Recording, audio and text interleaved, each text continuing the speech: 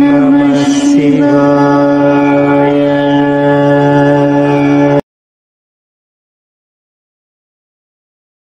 శ్రీ గురుభ్యో నమః. శ్రీమాత్రే నమః. వైకుంఠ ఏకాదశి లేదా ముక్కోటి ఏకాదశి రోజున ఏ వృక్షాన్ని తాకినట్లయితే మీ ఇంట్లో ఉన్న కష్టాలు దౌర్భాగ్యము అంతా కూడా తొలగిపోయి వైకుంఠవాసం కలుగుతుందో ఈ వీడియోలో మనము తెలుసుకుందాము. ఈ నెల 23 అనగా డిసెంబర్ 23, 2023వ సంవత్సరం అత్యంత పవిత్రమైన ముక్కోటి ఏకాదశి. ఈ ముక్కోటి ఏకాదశిని వైకుంఠ ఏకాదశి అని కూడా అంటారు.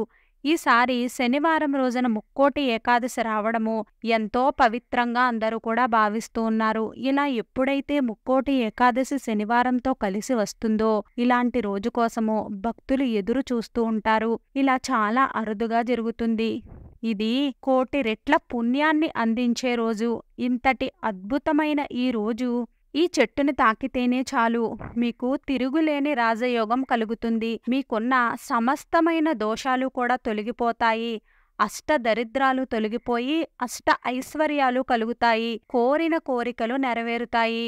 మీ ఇంట్లోనికి మీ ఒంట్లోనికి కూడా దివ్య శక్తులు ప్రవేశిస్తాయి. అయితే ముక్కోటి ఏకాదశి రోజున ఎటువంటి అద్భుతమైన చెట్టును తాకినట్లయితే తరతరాలు తరగని ఆస్తి వస్తుందో మనం ఈ వీడియోలో తెలుసుకుందాము. శ్రీ మహావిష్ణువుకి ఎంతో ప్రీతిపాత్రమైన రోజు ముక్కోటి ఏకాదశి.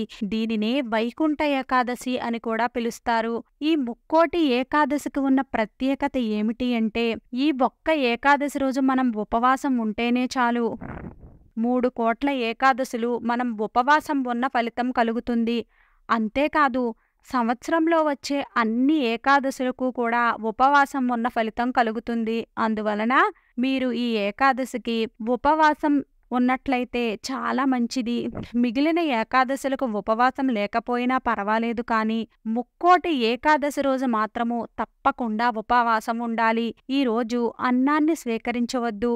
పండ్లు, పండ్ల రసాలు, పాలను మాత్రమే తీసుకోవాలి. శ్రీ మహావిష్ణువు లక్ష్మీ సహితుడై గరుత్మంతుణ్ణి వాహనంగా చేసుకుని వైకుంఠంలో ఉత్తర ద్వారం వద్దకు వస్తారు. అప్పుడు ముక్కోటి దేవతలు విష్ణుమూర్తిని దర్శనం చేసుకుంటారు. కాబట్టి దీనినే ముక్కోటి ఏకాదశి అని పిలుస్తారు. ఈ రోజు భక్తులు లక్ష్మీనారాయణులను భక్తి శ్రద్ధలతో ఆరాధిస్తారు. ఇలా ఆరాధించడంలో దీపారాధనకు ఎంతో ప్రాధాన్యత ఉంది. కొంతమంది తెలియక ఈ రోజున ఈ చిన్న పొరపాట్లను చేయడం వలన మీకు వచ్చే ఫలితాలు అనేవి శూన్యంగా ఉంటాయి. చాలా మందికి తెలియక దీపారాధనను అలాగే భూమిపైనే వెలిగించేస్తారు. దీపారాధన అలా నేలపై వెలిగించకుండా ఏదైనా ఆకుపై వెలిగించినట్లయితే సకల శుభాలు కూడా కలుగుతాయి. ఈ రోజు కనుక దీపారాధన చేసే సమయాలలో రావి ఆకులను ఉంచి దానిపై ప్రమిదలను ఉంచి దీపారాధన చేయడం వల్ల కలిగే పుణ్యాన్ని తెలుసుకుంటే మీరు ఖచ్చితంగా ఆశ్చర్యపోతారు. రావి చెట్టు ఎన్నో విశేషాలతో కూడుకున్నది. శాపాలు, దోషాలు, పూర్వజన్మ కర్మలను ఈ చెట్టు తొలగించగలదు. అందుకు మీరు చెయ్యాల్సిందల్లా రావి చెట్టును పూజించడమే. అంతేకాకుండా ఇంట్లో రావి చెట్టు ఆకులను దేవుని మందిరంలో పెట్టి దానిపైన దీపాన్ని వెలిగించడం ద్వారా శాప, దోష, కర్మ ఫలితాలు ఉండవు. పూర్వజన్మలో చేసిన పాపాలు తొలగిపోతాయి. రావి చెట్టు ఆకులను తీసుకుని వచ్చి దానిపై ప్రమిదలను ఉంచి నువ్వుల నూనెతో దీపాన్ని వెలిగించేవారికి అనుకున్న పనులు అన్నీ కూడా దిగ్విజయంగా పూర్తి అవుతాయి. శనిగ్రహ దోషాలు, సర్పదోషాలు, రాహుకేతు దోషాలు, నవగ్రహ దోషాలు తొలగిపోతాయి. రావి చెట్టు అంటే శ్రీ మహావిష్ణువుకి ఎంతో ప్రీతిపాత్రమైనది. అందుకే రావి చెట్టు ఆకుల మీద మీరు దీపారాధన కుందులను ఉంచి లేదా ప్రమిదలు ఉంచి దీపారాధన చేసినట్లయితే శ్రీ మహావిష్ణువు యొక్క అనుగ్రహాన్ని చాలా సులభంగా మీరు పొందగలుగుతారు. అలాగే త్రిమూర్తుల స్వరూపము రావి చెట్టు అని మన పురాణాలు చెప్తున్నాయి. త్రిమూర్తుల యొక్క అనుగ్రహం కలగాలి అన్నా, ఆర్థిక ఇబ్బందుల నుండి బయటపడాలి అన్నా, ఎంతో పవిత్రమైన ముక్కోటి ఏకాదశి రోజున రావి చెట్టు ఆకుల మీద ప్రమిదలను ఉంచి ఇంట్లో దీపారాధన చెయ్యాలి. ఈ విధంగా చేసినట్లయితే చాలా అద్భుతమైన ఫలితాలు అనేవి మీకు కలుగుతాయి. ఇలా చేసే సమయంలో ఏ విధంగా దీపారాధన చెయ్యాలో కూడా మనం తెలుసుకుందాము. మీరు రావి చెట్టు ఆకులపై దీపారాధన చేస్తున్న సమయంలో రావి ఆకు కాడ అనేది భగవంతుని ఫోటో వైపు ఉంచాలి. ఆకు చివరి భాగము మన వైపుకు ఉండాలి. ఇలా రావి ఆకుపై ప్రమిద ఉంచి దీపారాధన చెయ్యాలి. ఈ రోజు ఇలా చేస్తే రాహుకేతు దోషాలు తొలగిపోతాయి, శని బాధలు తొలగిపోతాయి, నవగ్రహాలను సులభంగా ప్రసన్నం చేసుకోవచ్చు. కాబట్టి అఖండ ఐశ్వర్యం ప్రాప్తించి సకల దోషాలు తొలగిపోవాలి అని అనుకుంటే ముక్కోటి ఏకాదశి రోజున ఇలా రావి ఆకుని కింద ఉంచి దానిపైన ప్రమిద ఉంచి దీపారాధనను చెయ్యండి.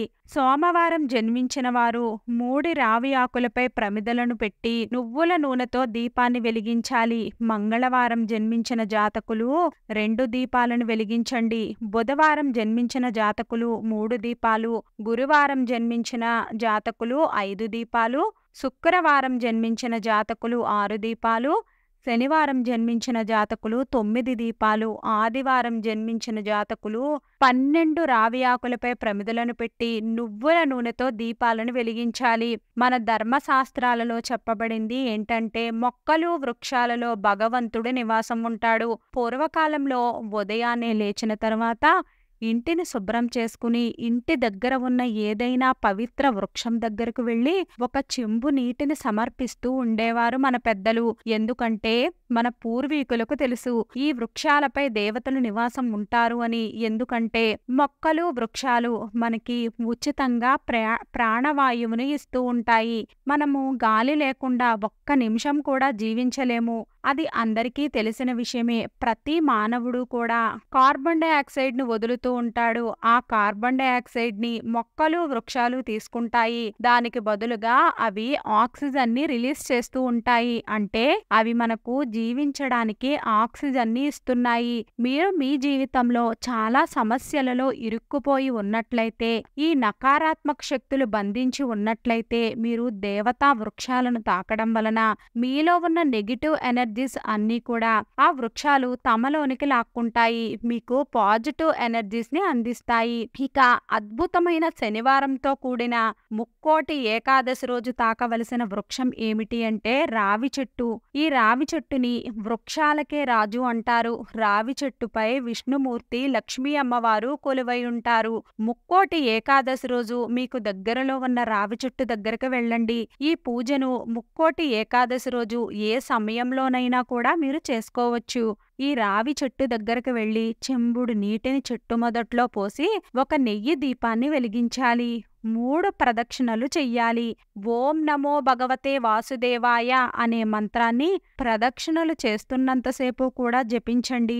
ఇలా ప్రదక్షిణలు చేస్తూ మంత్రాన్ని జపించడం వలన రాహు కేతువుల వల్ల కలిగే కాలసర్ప దోషాలు తగ్గుతాయి. అంతేకాకుండా వివాహ సమస్యలు తీరడము, సంతాన ప్రాప్తి మరియు శని బాధలు తొలగిపోతాయి. నవగ్రహాల వలన కలిగే చెడు ప్రభావము అనేది మీపై పడకుండా ఉంటుంది. ఇలా చేసిన తర్వాత రావి చెట్టుని 11 సార్లు తాకండి. ఇలా తాకడం వలన మీ ఒంట్లో ఉన్న చెడు మొత్తము కూడా చెట్టు లాగేసుకుంటుంది. ఈ రోజు మీరు పూజనంతా చెయ్యలేకపోయినప్పటికీ కూడా కేవలము స్నానం చేసి రావి చెట్టుని తాకితేనే చాలు, మీకున్న దౌర్భాగ్యం మొత్తము కూడా పోతుంది. మీరు ఏ కార్యాన్ని మొదలుపెట్టినా కూడా ఆ పనులలో విజయాన్ని సాధిస్తారు. ఎవరైతే శ్రీ మహావిష్ణువు ఆశీర్వాదాన్ని పొందుతారో వారికి లక్ష్మీదేవి ఆశీర్వాదం కూడా లభిస్తుంది. వారి జీవితంలో ధనము అయస్కాంతంలాగా ఆకర్షించబడుతుంది. మీకు నరదృష్టి, దిష్టి ప్రభావము ఉన్నా కూడా ఈ చెట్టు వాటన్నింటినీ కూడా లాక్కుని మీకు చక్కని ఆరోగ్యాన్ని ఇస్తుంది. మీ దౌర్భాగ్యం మొత్తము కూడా పోయి మీకు ఆరోగ్యాన్ని ఇస్తుంది. వీడియో నచ్చినట్లయితే లైక్ చేయండి. వీడియో నచ్చినట్లయితే మన విరాట్ మంత్ర ఛానల్ని లైక్ చేయండి, షేర్ చేయండి, సబ్స్క్రైబ్ చేసుకోండి. వీడియో నచ్చినట్లయితే కామెంట్ బాక్స్లో జై శ్రీరామ్ అని తప్పక కామెంట్ చేయండి.